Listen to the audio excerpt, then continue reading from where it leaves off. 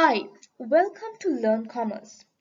Since the exams are around the corner, I would love to help students out there struggling with business studies. Therefore, in this video, I will be giving a step-by-step guide on how to attempt the Cambridge O-Level or IGCSE Business Studies paper to gain more marks. Please do watch the full video as every part of the paper is different. This is the May June 2020 paper, Paper 1, 1-1 variant, short answer and data response. Alright, for the first question, let's start with reading the case study. So make sure to underline the key details in the case study while you're reading it. Kara's business makes wax candles. So that's something to underline. She sells them to retailers at low prices. Please underline that. She gives retailers 60 days to pay. Again, that's something that's important. Kara has to pay her suppliers when raw materials are delivered. Kara used crowdfunding to set up her business. The bank would not give Kara a loan as she did not have a business plan. Again, that's something to underline. Last year, revenue was $50,000. Again, you have to underline that as well. Demand is increasing, but Kara is not yet able to benefit from economies of scale. She said, cash flow is a problem. All cash inflows are used to buy inventory. Question A. Define crowdfunding. So what is crowdfunding? It is asking a large number of people, each for a small amount of money, to finance for a project. So here we raise finance from a large number of people by uh, making them contribute a small amount. So in project, in the sense, they mean a business activity. B. State 2 economies of scale. So what is economies of scale? Economies of scale are the factors that lead to lower average cost, which is the cost per unit when a business expands. So these are the economies of scale. Outline 2 reasons why a bank might want Kara to produce a business plan before agreeing to give a loan. So before we go into the question, what is a business plan?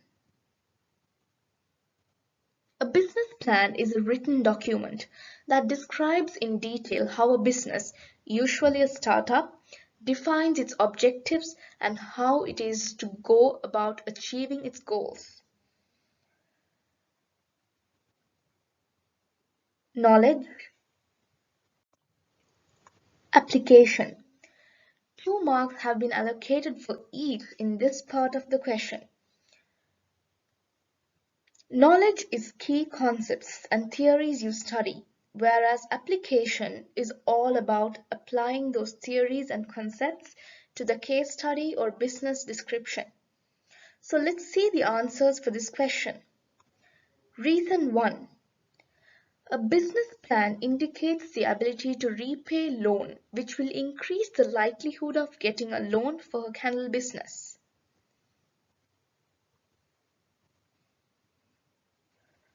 Mentioning that the business plan indicates the ability to repay loan is your knowledge about the business plan.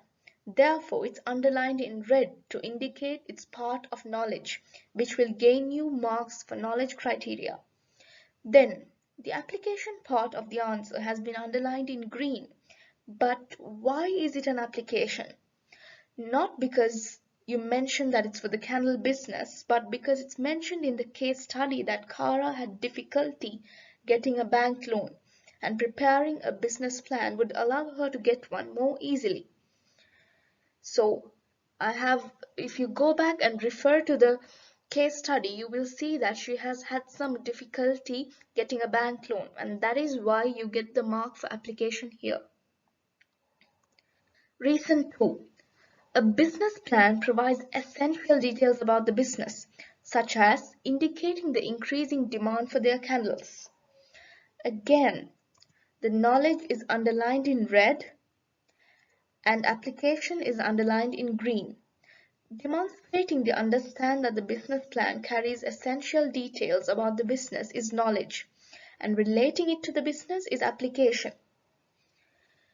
Here in this question answer, we use the information from the case study, which says demand is increasing, and related to our answer that such information can be found in the business plan.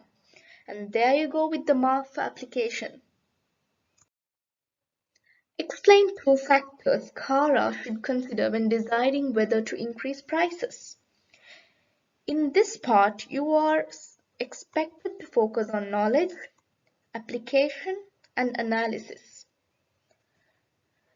Level of competition. If there is a high competition for candles, higher price will lead to loss of customers to competitors. Knowledge is underlined in red, application is underlined in green, and analysis is underlined in blue. So I believe you are clear about knowledge and application. But what is analysis? So analysis is all about explaining an effect something has on another. For instance, here the higher prices will lead to loss of customers to competitors. I have explained the effect high price will have on the business and its customers, which will get me the marks for analysis. For better understanding, I'll be showing you a chain of analysis. High price leads to low demand, which leads to loss of customers and profits.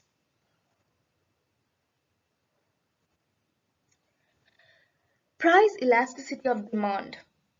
If price is elastic for candles, an increase in price will result in a greater fall in demand. Therefore, the revenue might not be $50,000 this year. So knowledge is underlined in red again, and analysis is underlined in blue. Here, I analyze how elastic demand will respond to increase in price. Therefore, I'd get the marks for analysis. Again, for better understanding, you can have a look at the chain of analysis. And finally, I have underlined application in green, which is the $50,000 revenue. Part E.